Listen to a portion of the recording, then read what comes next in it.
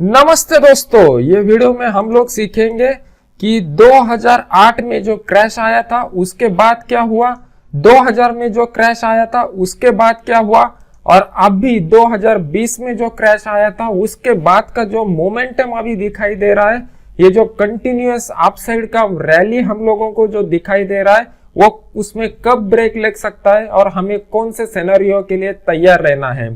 तो step by step हम लोग सभी पॉइंट को देखेंगे, सीखेंगे और सबसे इंपॉर्टेंट बात, इसको मैं आपको चार्ट के ऊपर दिखाऊंगा विद प्रूफ, तो आपको समझ में आ जाएगा कि प्राइस एक्शन के हिसाब से अभी आने वाले समय में हमें कौन से सिनेरियो के लिए तैयार रहना है। तो सबसे पहले बात करते हैं 2008 साल के क्रैश की। 2008 साल का डेटा मैंने आपके सामने लगाया हुआ है, निफ्टी 50 का वीकली चार्ट मैंने लगाया हुआ है और उसके हिसाब से मैं आपको प्राइस एक्शन समझाने की कोशिश करने वाला हूं। तो 2008 साल में क्या हुआ था, 2008 साल में जो क्रैश आया था उसको बोलते हैं सब प्राइम इफेक्ट। सब प्राइम की वजह से जो क्रैश आया था उसमें अगर आप देखोगे तो ऑलमोस्ट मार्केट ने 64% का क्रैश किया था।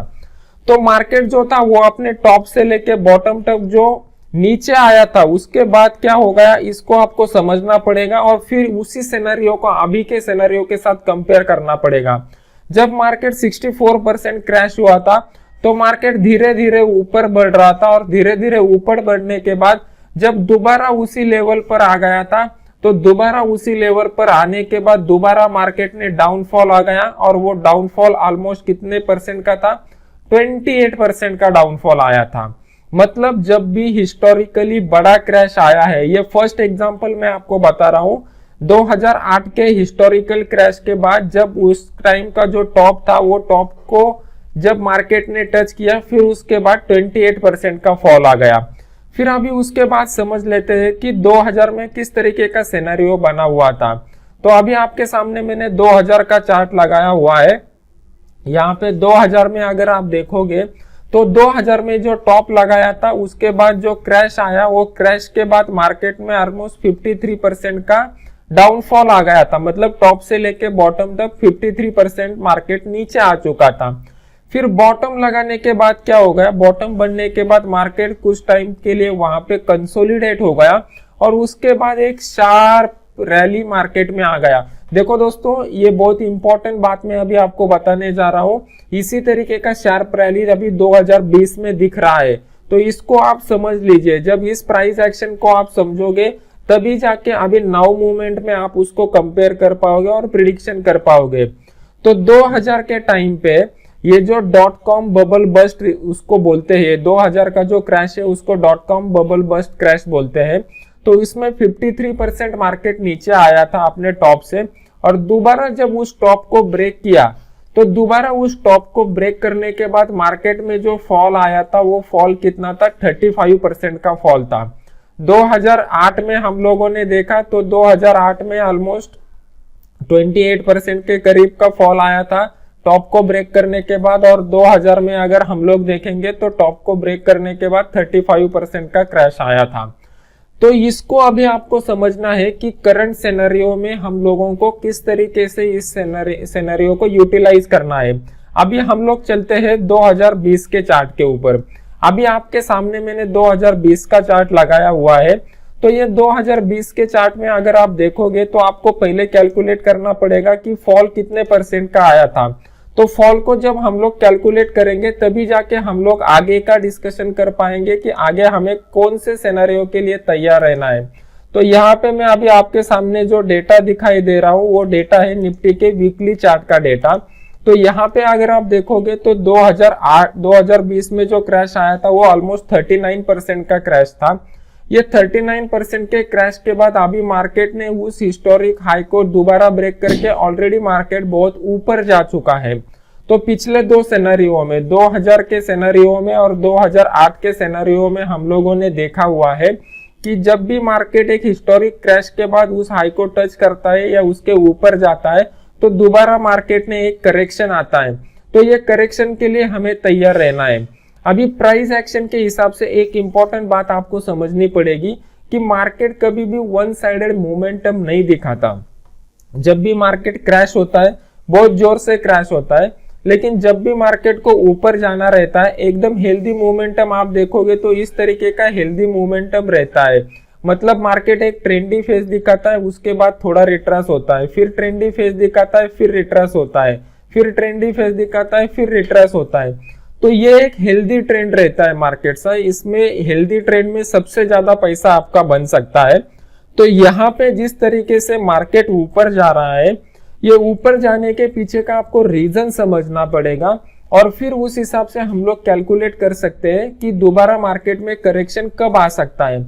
एक बात पक्की है कि अभी ये 2020 में जो क्रैश हो गया था उसका जो टॉप था मार्केट ने ये टॉप बना दिया है। अभी ये टॉप के बाद एक करेक्शन मार्केट में 2021 में 100% आने वाला है। तो ये करेक्शन कब आएगा इसको समझ लेते हैं। तो जब भी हम लोग प्राइस एक्शन का एनालिसिस करते हैं तो प्राइस एक्शन के एनालिसिस से हमें व्यू मिलता है कि मार्केट कहां पे जा सकता है, कैसे जा सकता है, लेकिन कब जा सकता है इसके लिए हमें डेटा का एनालिसिस करना पड़ता है। डेटा के एनालिसिस से हमें फैक्ट एंड फिगर मिलते हैं। जब हमारे पास फैक्ट एंड फिगर रहते हैं तब जाके हम लोग एक सटीक एनालिसिस कर पाते हैं। तो जब भी आप डेटा का एनालिसिस करते हो तो डेटा में आपको क्या करना पड़ता है, पहले आपका नजरिया देखना पड़ता है कि आपको एकदम शॉर्ट टर्म के लिए काम करना है, इंट्राडे या स्विंग के लिए, या लॉन्ग टर्म के लिए काम करना है।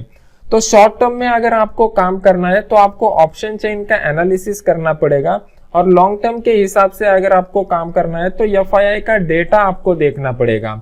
तो ये जो दोनों डेटा को आप कंबाइन करोगे तब जाके आपको समझ में आएगा कि किस तरीके का मोमेंटम हो सकता है।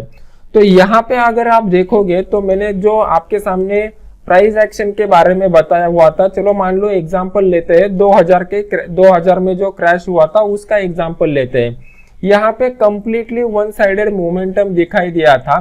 तो यहाँ पे अगर आप डेटा निकाल के देखोगे तो एफआईआई का जो डेटा है, एफआईआई का इनफ्लो जो है वो कंटिन्यूअसली यहाँ पे इंक्रीज हो रहा था। जिस तरीके से अभी मैंने ये प्राइस एक्शन के बारे में ज्यादा डिटेल में वीडियो बनाया हुआ है, उसी तरीके से अगर आपको डेटा का वीडियो बना के चाहिए तो मैं वो बना सकता हूँ, लेकिन सिर्फ मुझे ये पता चलना चाहिए कि ये जो वीडियोस मैं बना रहा हूँ ये आपको अच्छे लग रहे हैं या नहीं लग रहे हैं।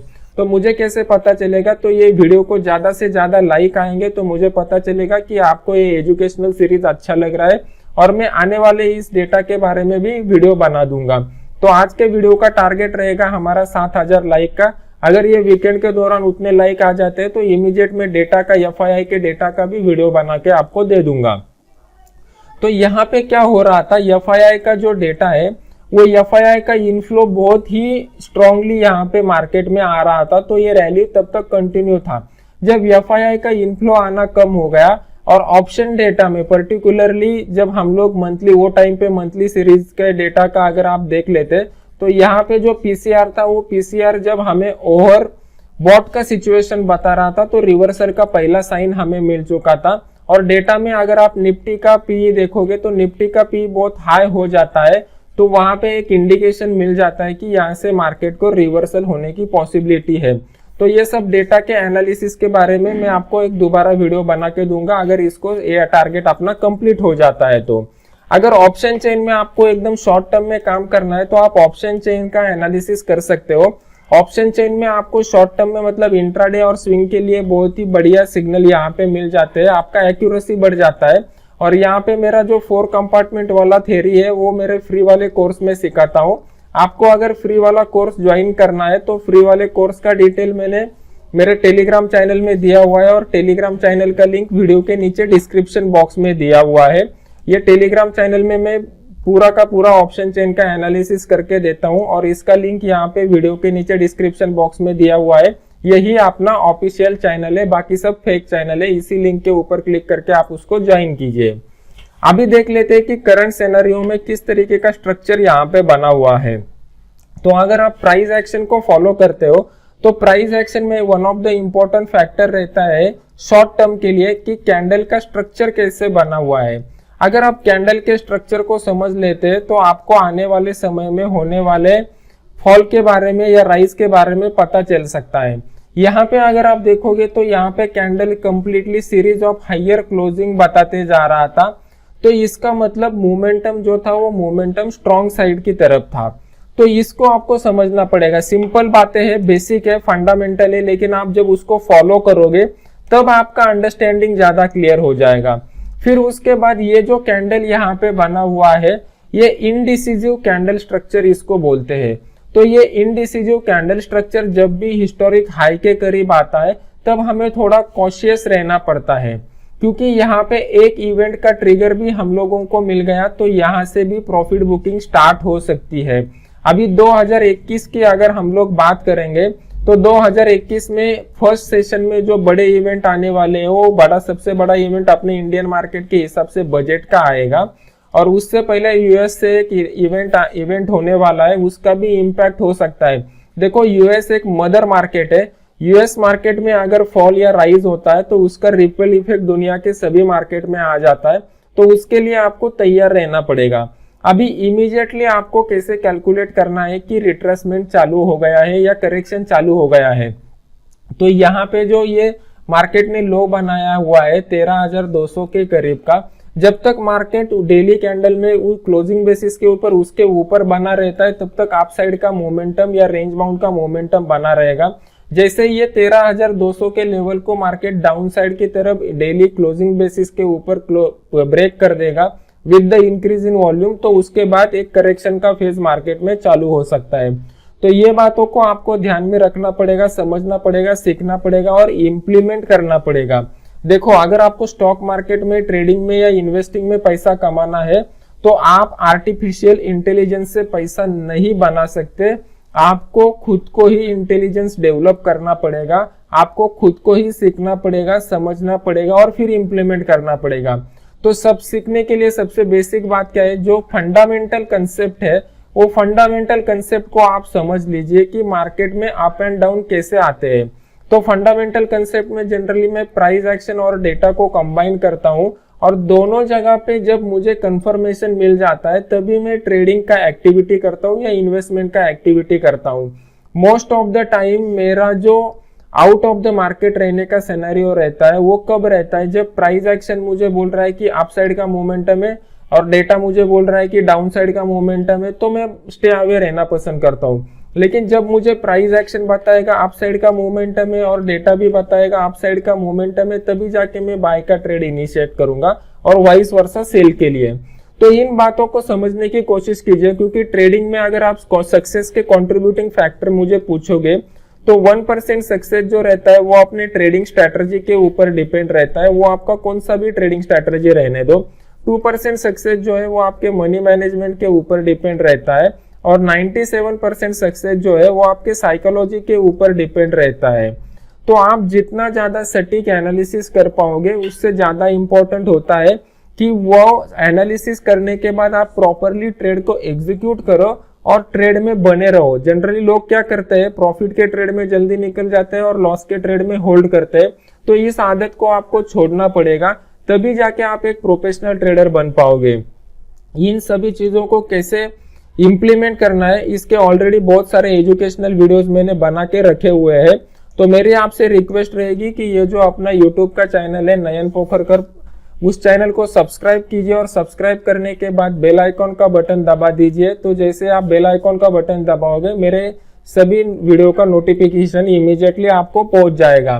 तो ये वीडियो को लाइक कीजिए, चैनल को सब्सक्राइब कीजिए और टेलीग्राम चैनल को ज्वाइन कीजिए, तो ज्यादा से ज्यादा एजुकेशन आप तक आसानी से पहुंच जाएगा। आशा है कि ये वीडियो आपको अच्छा लगा रहेगा और इसमें से ज्ञान मिला रहेगा। Thank you very much.